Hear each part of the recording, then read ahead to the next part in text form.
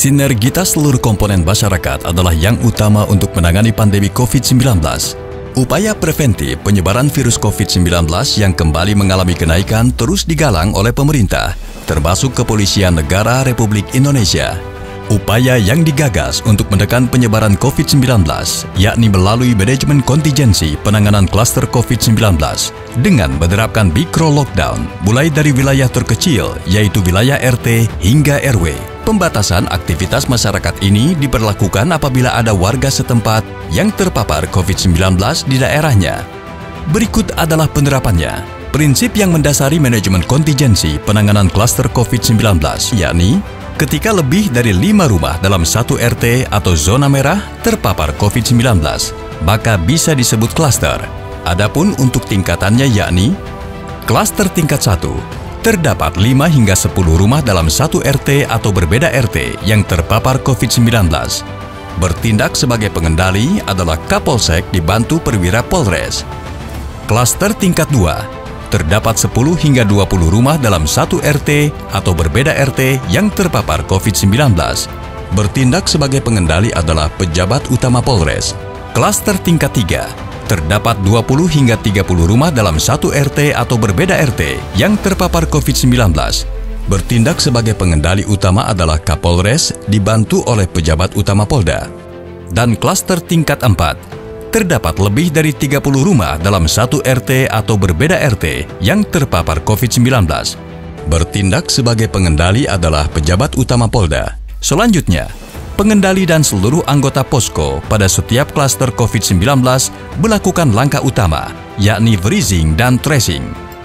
Setelah menentukan klaster COVID-19, maka langkah yang harus dilakukan dalam penerapan mikro-lockdown meliputi menutup area yang ditetapkan sebagai klaster COVID-19.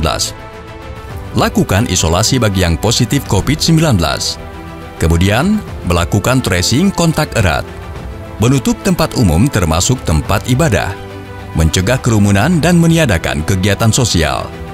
Melakukan sosialisasi dan edukasi. Menerapkan one gate system untuk screening keluar masuk orang. Pemberlakuan jam malam. Pemberian tanda rumah isolasi atau coding, pengetatan prokes, cek kesehatan oleh petugas, serta lakukan penyemprotan disinfektan. Dalam pemberlakuan mikro-lockdown, maka yang harus dipersiapkan antara lain logistik, sarana seperti ambulans, prasarana seperti rapid test, APD, dan sebagainya. Penambahan personel untuk blocking area dan tracing. Komunikasi dan informasi melalui call center atau WA Group, serta administrasi.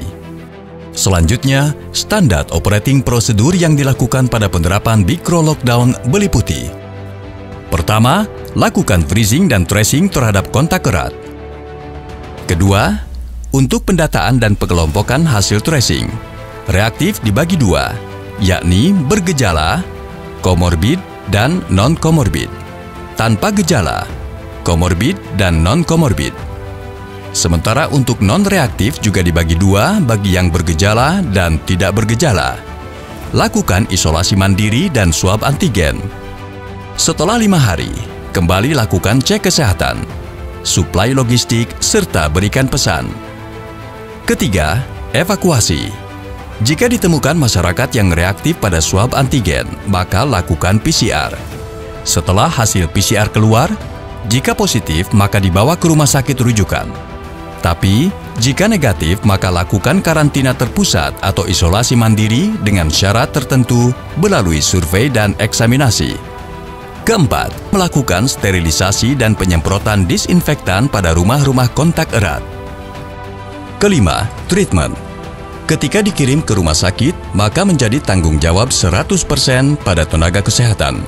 Namun, jika isolasi mandiri di rumah, maka rumah tersebut diberi tanda rumah isolasi atau coding. Kemudian, lakukan cek kesehatan secara berkala oleh petugas yang dilakukan oleh Babin Kamtibmas, Babinsa, tenaga kesehatan, dan relawan.